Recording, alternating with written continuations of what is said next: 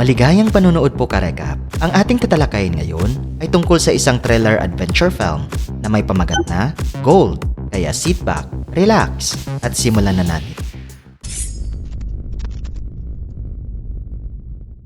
Nagsisimula ang pelikula mga karekap nang ipinakita sa atin ang isang dystopia na panahon kung saan ang isang pandaigdigang digmaan ay nagdulot sa sibilisasyon ng matinding gutom at kahirapan. Pagkatapos ay ipinakita sa atin si Vigil na kasalukuyang nakasakay sa isang tren na naglalakbay sa napakainit na disyerto. Sa kanyang paglalakbay ay napansin niya ang isang gutom na ina at sanggol na nananabik na nakatingin sa kanyang pagkain. Dahil sa kanyang nakita ay naawa si Vigil sa kanila kaya pinuntahan niya ito at ibinigay sa kanila ang kanyang tinapay. Pagkababa sa istasyon ay nakilala niya si Kit na isang driver na maghatid sa kanya sa isang lokasyon na tinatawag na compound. Pinunasan niya ang kanyang mukha ng tubig ngunit sinabihan siya ni Kit na huwag mag-aksaya ng tubig. Nang makasakay ang dalawa sa truck ni Kit at nasa biyahe na sila ay binanggit ni Kit na naniningil siya ng karagdagang bayad para sa tubig at gasolina. Nang marinig ito ay nainis si Vigil dahil akala niya nakasama na ang gasolina sa $200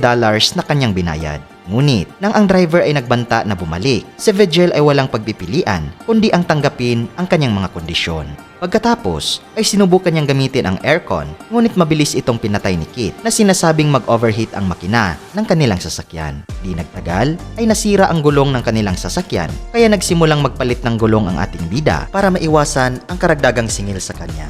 Sa panahong ito karekap ay nasaksihan nila ang isang mabangis na aso na kumakain ng isa pang aso na buhay pa at malubhang nasugatan. Nakaramdam ng awa sa kaawa-awang nilalang ay hinabol ni Kit ang umaataking aso at pagkatapos ay pinatay ang nasugatang nilalang gamit ang isang bato upang matigil ang pagdurusa nito. Pagsapit ng gabi ay nagkampo ang dalawa sa disyerto at pinag-usapan ang mga problema ng kanilang bansa. Tinanong ni Kit si Vigil kung bakit siya pupunta sa compound at ipinakita sa kanya ng lalaki ang isang pamphlet ng advertisement na nag-aalok ng trabaho at mas magandang buhay doon. Nang makita ito ng driver ay nagsimula siyang tumawa at sinabing hindi ito ang inaasahan niya dahil gumagawa lamang sila ng mga maling pangako upang makaakit ng murang manggagawa. Sinabi niya na walang mabuti doon maliban sa sakit at pagsusumikap.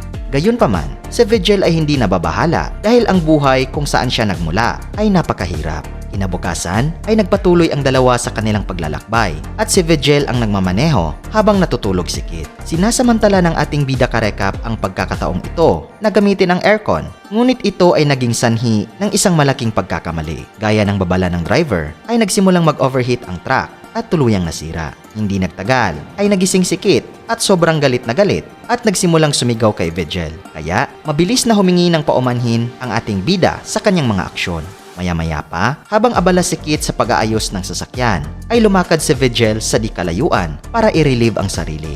Doon ay isang tumpok ng mga bato ang nakakuha ng kanyang atensyon at napansin niya ang isang bagay na kumikinang sa ilalim na tila ito ay isang ginto. Nabigla siya sa kanyang nadiskubre kaya agad niyang tinawag ang driver para mag-imbestiga. Pareho silang maingat na tumingin sa malapitan at ginamit pa ni Kit ang isang lighter upang kumpirmahin na ito nga ay ginto. Dahil sa kanilang natuklasan, ang dalawang lalaki ay labis na nasisiyahan dahil maaari nitong baguhin ang kanilang buhay magpakailanman. Pagkatapos ay sinubukan nila ang iba't ibang paraan upang kunin ang ginto, ngunit ito ay napakalaki at malalim na nakabaon sa lupa. Sinubukan pa nilang kunin ito sa pamamagitan ng pagtali nito sa pickup truck gamit ang isang lubid. Gayunpaman, napakabigat nito kaya't ang lubid ay agad na naputol.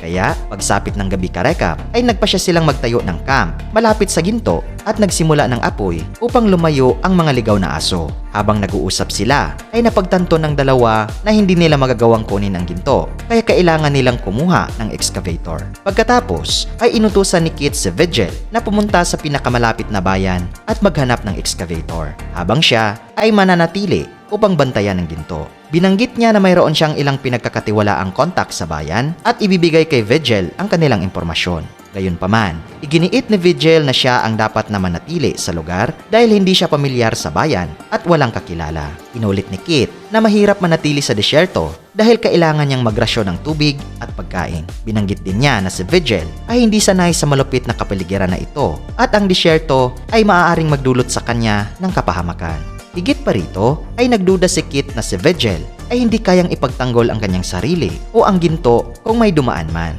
Sa kabila ng lahat, ang ating bida karekap ay nanatiling matatag sa kanyang desisyon na iniwan ang driver na walang pagpipilian kundi ang sumang-ayon. Kinaumagahan, ang mga supplies ay hinati nilang dalawa at si Kit ay kumuha ng mas maraming pagkain at tubig. Bago umalis, ay binigyan niya si Vigil ng isang bag na naglalaman ng kutsilyo para sa pangangaso ng mga hayop, ilang damit para protektahan siya mula sa araw, at isang satellite phone para sa komunikasyon.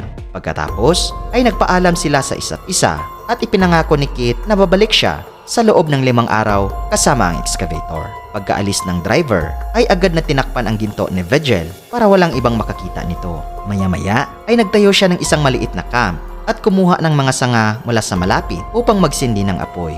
Kinagabihan ay makikita natin sa Vigil karekap na tahimik na nakaupo sa tabi ng apoy na kumakain ng dilatang pagkain. Bigla niyang narinig ang galit na mga alulong ng mga ligaw na aso sa malapit. Mabilis na pinaikutan ng mga aso ang lugar, ngunit natatakot silang lumapit sa apoy. Kinaumagahan ay nag-CR sa Vigil at nagpa siyang huwag maghugas ng kamay dahil kailangan niyang magtipid ng tubig. Pagkatapos ay narinig niyang nagring ang telepono kaya nagsimula siyang tumakbo kahit nakababa pa rin ang kanyang pantalon. Sa kasamaang palad ay nabigo niyang sagutin ang tawag. Sa dakong huli ng hapong iyon ay naglalakad siya at nadiskubre ang mga labi ng sirang eroplano sa mababang lupain sa likod ng burol.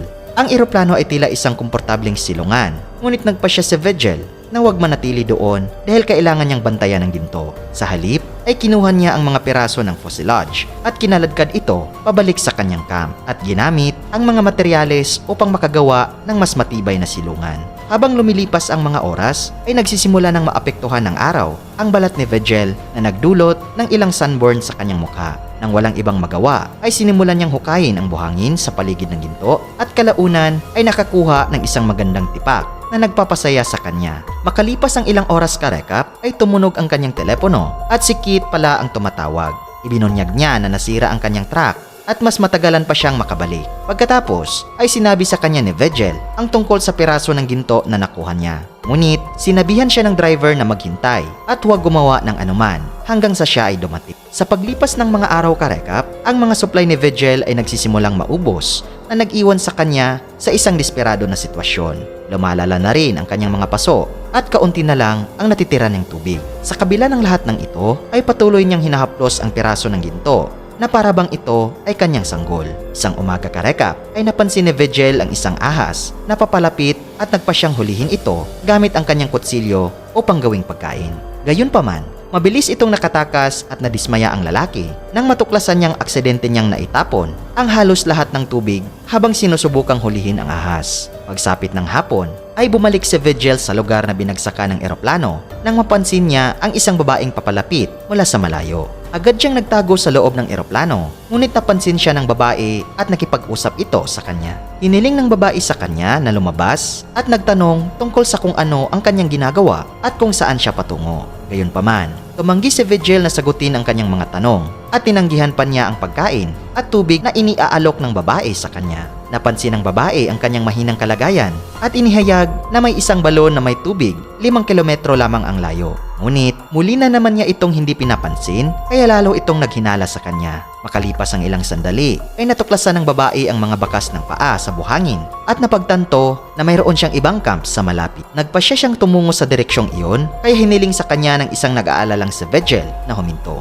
Inaalok niya sa kanya ang eroplano bilang silungan at hinihimok siyang wag nang sundan. Nagtanong muli ang babae kung bakit siya nanatili sa gitna ng disyerto, ngunit walang sagot si Vigil. Dahil dito ay nagsimula siyang makaranas ng emotional breakdown at nagmamakaawa sa babae na iwanan siya ng mag-isa. Masama ang pakiramdam ng babae para sa kanyang kalagayan at nag-aalok ito sa kanya ng ilang payo upang huminahon. Ngunit pagkatapos ay nagsimula siyang magtungo sa direksyon ng ginto na nag-udyo kay Vigil na sundan siya. Hindi nagtagal ay dumating ang dalawa sa kanyang camp at hiniling ng babae na malaman kung ano ang tinatago niya doon. Sinisigawan siya ni Vigil na umalis, ngunit ang babae ay nabalisa at nagsimulang makipagtalo. Kino-question niya ang kanyang katapangan sa pagpunta dito mula sa lungsod at kunin ang anumang gusto niya. Pagkatapos ay sinubukan niyang halukayin ang kanyang camp na naging sanhi ng isang inis na si Vigil na kumuha ng pala at tinamaan siya sa ulo. Gayunpaman, agad niyang pinagsisisihan ang kanyang mga ginawa nang mapagtanto niyang hindi niya sinasadyang napatay ang babae. Sa sumunod na eksena karekap, ay kinuha ni Vigil ang kanyang mga gamit at nagsimulang maghukay ng butas para mailibing ang bangkay ng babae.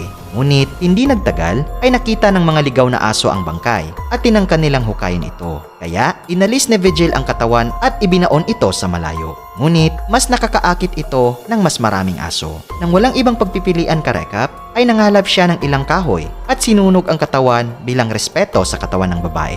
Kinaumagahan ay nakatanggap si Vigil ng isa pang tawag sa kanyang satellite phone mula kay Kit. Ibinunyag ng driver na nakuha na niya ang excavator at papunta na siya. Gayunpaman, binanggit niya na ang kanyang truck ay hindi gumagana ng maayos kaya maaaring kailanganin pa niya ng ilang araw. Sa sandaling ito ay napansin ni Vigil na may dumaan na sasakyan kaya naisipan niyang humiling ng masasakyan at umalis na may dalang tipak ng ginto. Gayunpaman, hindi nagtagal ay nadaig siya sa kanyang kasakiman at nagpa siya itong manatili upang mas yumaman pa siya. Pagkaraan ng ilang oras ay naghanap siya ng mas maraming panggatong, ngunit napansin niya ang papalapit na sandstorm. Si Vigil ay tumakbo ng mabilis hanggat maaari at naghanap ng kanlungan sa kanyang camp upang protektahan ang kanyang sarili. Ngunit sa kasamaang palad, ang kanyang camp ay ganap na nawasak. Ang masama pa nito ay natamaan din siya ng natumbang puno sa ulo at nawalan siya ng malay. Nang tuluyang lumipas ang bagyo, ay nagising si Vigil sa lupang nababalutan ng buhangin na may sanga na nakatusok sa kanyang tiyan.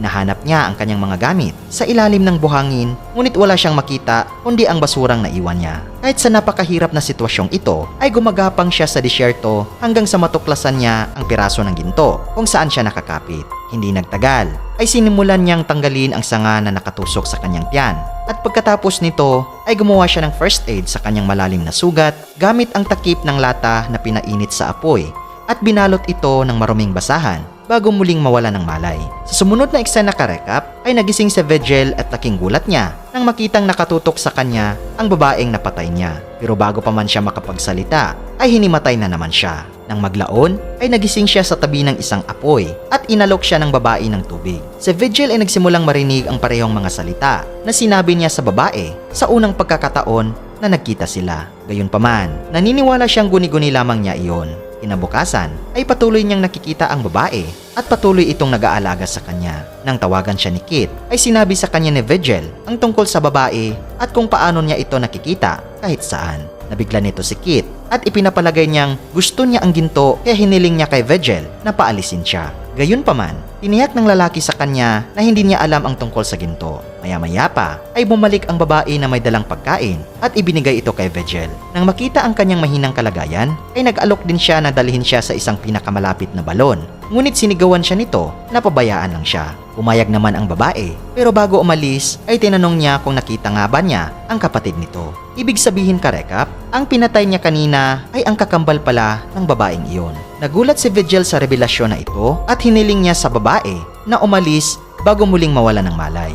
Pagsapit ng gabi ay nagising si Vigil na mag-isa at natagpuan ang kanyang sarili na napapalibutan ng mga apoy na ginawa ng babae bago siya umalis upang maprotektahan siya. Pagkatapos ay napagtanto niya na siya ay napakahina na at hindi na mabuhay ng mas matagal pa. Kaya tinawagan niya si Kit at tinanong kung nasaan na siya at mukhang malapit na ang lalaki dahil nakikita na niya ang usok ng sasakyan. Nang marinig ito, ay gumaan ang pakiramdam ni Vigil, ngunit hindi nagtagal ay nagsimulang lumapit sa kanya ang mga ligaw na aso. Ang apoy sa kalaunan ay namatay na nagpapahintulot sa ilang mga aso na lumapit sa kanya at kagatin siya sa binte ng ilang beses. Gayunpaman, si Vigil ay masyadong mahina upang protektahan ang kanyang sarili at siya ay desperadong nakikiusap kay Kit na magmadaling pumunta sa kanya upang tulungan siya. Samantala, makikita natin karekap na ang driver ay malapit lang pala at pinapanood ang lahat ng mga kaganapan sa pamamagitan ng kanyang binocular. Marami ring nakalatag na mga gamit ng sigarilyo at mga walang laman na lata na nagpapakitang ilang araw nang naghihintay doon si Kit at hinihintay lang niyang mamatay si Vigil. Sa puntong ito karekap, ang grupo ng mga ligaw na aso ay patuloy na umaatake sa sugatan at pagod na si Vigil. Buong lakas niyang nilalabanan ang mga ito habang sumisigaw sa telepono. Sa kasamaang palad ay walang dumating upang tumulong sa kanya at kalaunan ay pinagpistahan siya ng mga aso. Nasaksihan ang kanyang kamatayan ni Kit mula sa malayo na nakakaramdam ng kasiyahan at pagkatapos ay nagmamadali itong pumunta sa lugar. Hindi nagtagal ay naghahanda siyang simulan ang makinarya upang masimulan ang pagkuha ng ginto. Pero bago niya ito magawa ay may biglang bumaril sa dibdib niya gamit ang isang palaso. Sa puntong ito karekap, ay sinusubukan ng lalaki na hanapin kung sino ang umatake sa kanya. Ngunit nabigo itong malaman kung sino at bumagsak sa lupa at namatay. At dito nagtatapos ang pelikula mga karekap. Kung nagustuhan nyo karekap ang movie recap natin ngayon, ay inanyayahan kita na mag-subscribe at pakipindot na din ang notification bell para palagi kang updated sa mga susunod naming videos. Maraming salamat sa panunood. Cheers!